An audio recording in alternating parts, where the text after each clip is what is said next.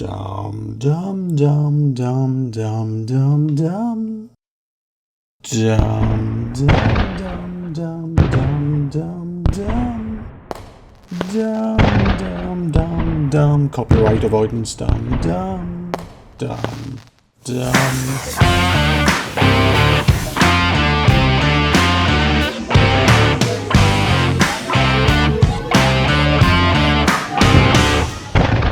Hey, and welcome to Making.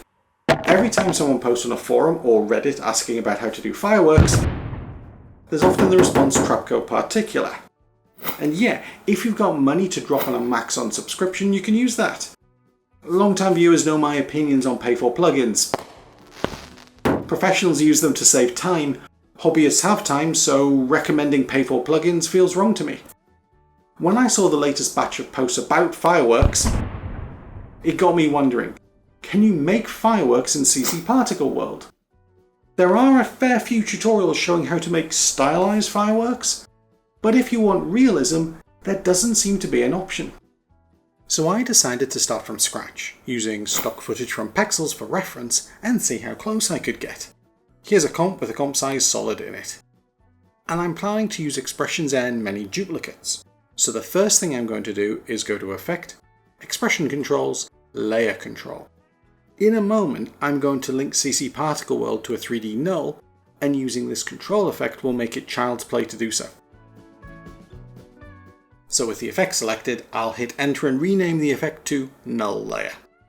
Likewise, I want each firework to be easy to change the colour for. So I'll go back to Expression Controls and choose Colour Control. And I'll set this to a light blue for now. Next, I'll go to Effect, Generate, Fill, and set it to black. This way I don't always have to use a black solid. Last bit of preparation, go to Layer, New, Null Object. Make it 3D, and then hit Enter and rename the solid to FP1. A nice short name that won't be obscured in Layer Control if there's not enough space for your effects control panel.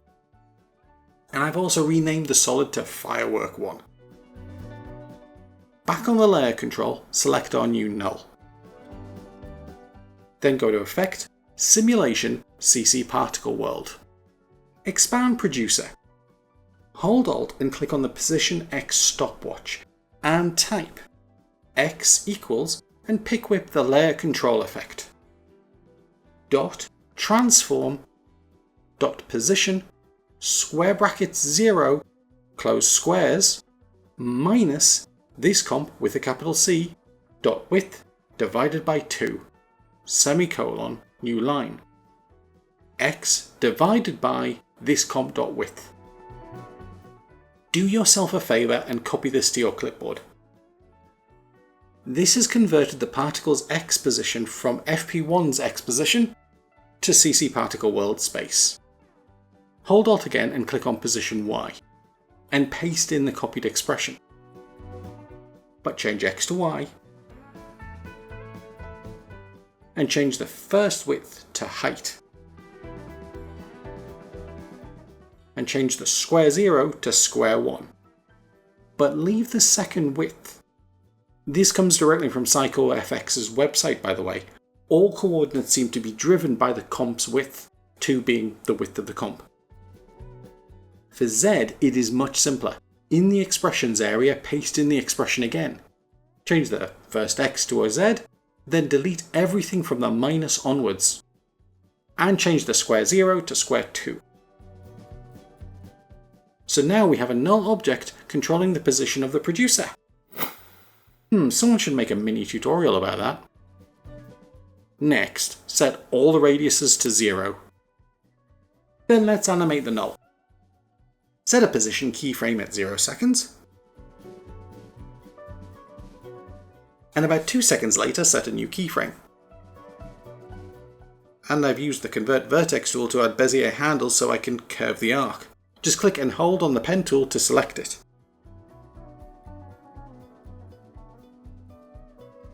So scrubbing the timeline, we've got something, but we're going to have multiple copies going on and I want flexibility to not have to adjust loads of keyframes. So Using the asterisk key on the number pad, at the 2-second mark, tap it to add a marker to the layer. And then right-click on your marker and choose Settings. And type BANG. By labeling the marker, I'm now going to add an expression that will turn off the particle birth rate when the time goes past the marker. Hold Alt and click on the birth rate stopwatch. And type var for variable, bang time. I've used a capital T, you don't have to, so long as you're consistent. Equals, this layer, capital L, you do have to do this one, dot marker, dot key, brackets, quotes, bang, close quotes, close brackets, dot time, semicolon, new line. So we've made a variable called bang time and set its value to be the time of the marker called bang. So now we can say, if brackets time is less than bang time, close brackets, open curly brackets, value, the value we set for the birth rate, close curlies, else, open curlies, 0, close curlies. So now our birth rate of 2 is there until we pass bang, and then it's 0. Let's up the birth rate to 11. And the longevity to 1.4. I've played around a lot with this while looking at the stock footage. Let's now change what happens to each particle as they are born.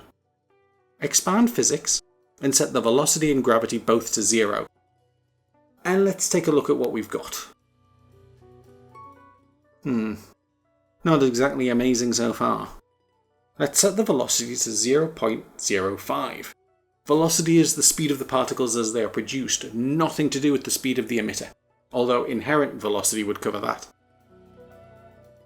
Okay, it's a bit more Roman candle, but we can do better, I think. Hold Alt and click on the velocity stopwatch and type wiggle brackets 15 for 15 times per second, comma 0.5. So adjust the velocity by up to an overall value of 0.5.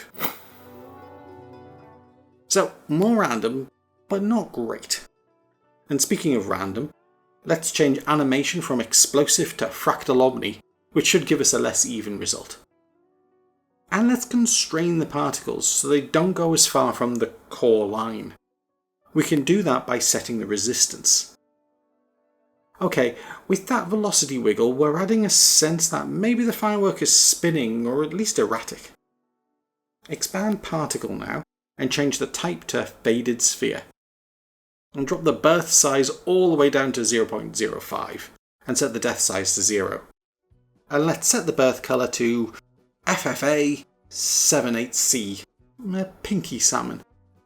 And the death colour to a light orange, FF8, F52. And change the transfer mode to add. And last thing for this effect, expand extras and check composite with original.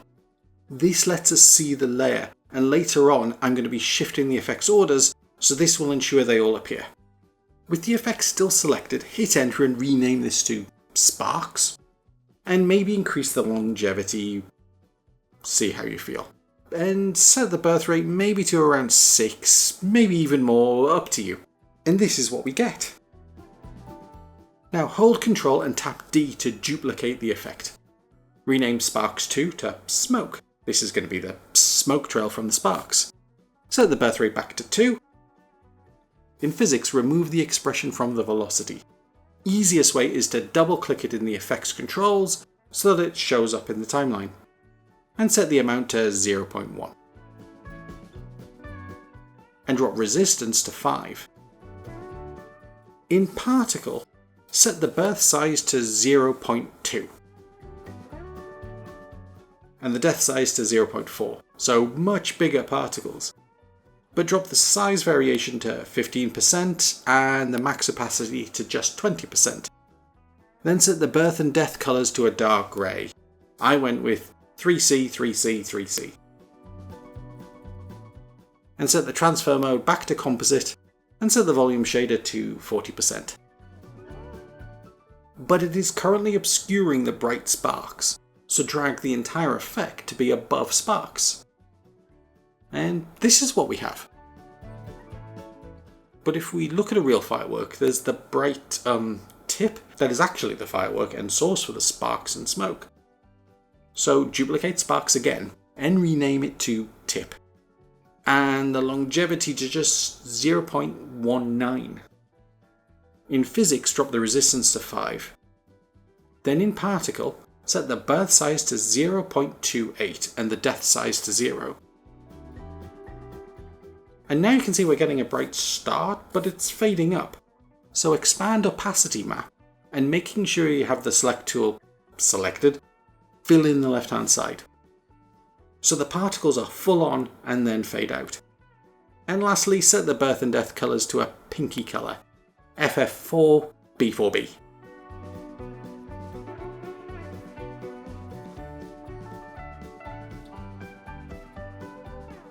Okay, that's looking more fireworky now. Thanks for sticking with me so far. The whole project is available from a link in the description. I'm hosting it via online shops, but the price is set to pay what you want, so free. These sites give me some statistics unlike Dropbox. At least this way I know it's worth providing things like the text version. Having said that, massive thank you to Pen6 Number and AR, who both paid for digital products. Thank you. Now, one advantage Particular has is that particles generate their own particles, the aux particles. Particle World cannot do that, but we can fake it. So next we're going to make an explosion and then use the echo effect to generate the trails. So duplicate sparks again and rename this to BANG sparks. Then expand birth rate's expression. We need to adapt this to only generate particles after the BANG marker, but then only for a short time. So change the less than to greater than, and then after time is greater than BANG time, inside the bracket add and time is less than BANG time plus 0.2. So for 0.2 seconds after the BANG, generate particles. Copy this expression to your clipboard for later. And set the birth rate value to 50. And set the longevity to 2.8 seconds.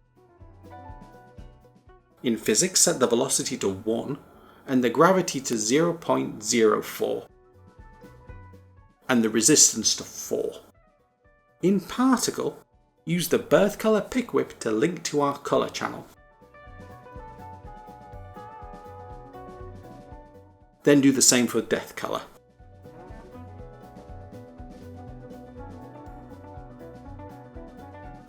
And yeah, we're sort of there, but it's a little disappointing. So let's see what happens when we add echo. Effect, time, echo. Set the number of echoes to 8 and the decay to 0.64. And set the echo operator to maximum. Still not there, so in echo time, add a 1 in front of the first 3. So we get minus 0.013. But now the previews are taking longer and I don't really want the echo affecting the other particles. So, drag BANG sparks and echo to be above smoke. And then in the timeline, expand the echo effect and click on the plus next to compositing options. And open the expressions area for effect opacity. And paste in the copied expression, but change the 0.2 to just 2. So the intensive echo effect will only run for the 2 seconds we want. I think we want this brighter though, so go to Effect, Color Correction, Levels, and add it before the echo. Then drag the right hand control to the left, beyond halfway. There, that's better. But these sparks also produce smoke. So duplicate BANG sparks, call it BANG smoke, and drag it to be above BANG sparks. Set the longevity to 3. In particle, set the birth size to 0.33, the size variation to 15%, and the opacity to 20%. You'll need to disable or delete the expression for the birth and death colors. Then set birth color to a dark grey. 3C, 3C, 3C. And the death color to black.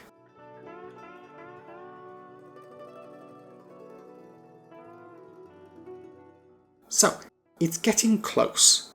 But when we see a firework, at the moment of the explosion, there is a flash. So duplicate bang sparks again. Call it flash.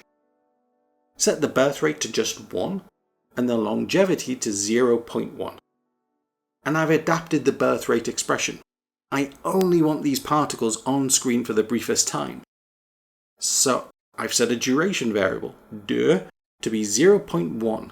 Then if time is greater than or equal to bang time, do a second if check. If time is greater than bang time plus set the value to 0. So if it is between bang time and 0.1 seconds, use the value. But if not, for both before and after, set the value to 0. This version in testing was more robust than the expression for bang sparks. In physics, drop the velocity to 0. Then in particle, set the type to tetrahedron. We're going to make some big pointy particles to fake a spiky flash. So set the birth size to 0.3 and the death size to 0.7, and the birth and death colors to white.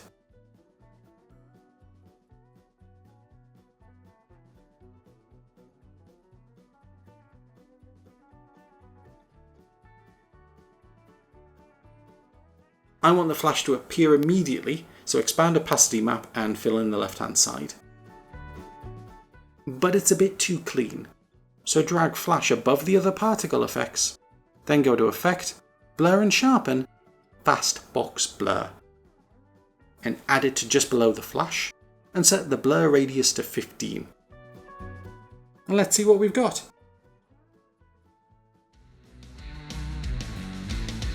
Aside from adding a bang sound effect and then maybe a second ooh and ah sound effect, we're pretty much done. For this shot, I used a daylight picture of a park, I replaced the sky with a night sky, and then on the park image, I applied Lumetri color with the creative day for night look. I then took a copy of the park, deleted Lumetri and added a tritone effect to match the color of the firework. I then masked and feathered the area below the firework and keyframed its opacity. Finally, I settled on the pinlight blending mode, and so I get this final look. This was going to be my opening demonstration and trailer, but then I remembered that CC Particle World is 3D and responds to the After Effects camera, so we may as well fly through the fireworks, because why not? But that's it. I hope you find this useful, and if you do end up using the effect for your video, please post in the comments, as I'd love to see it in action.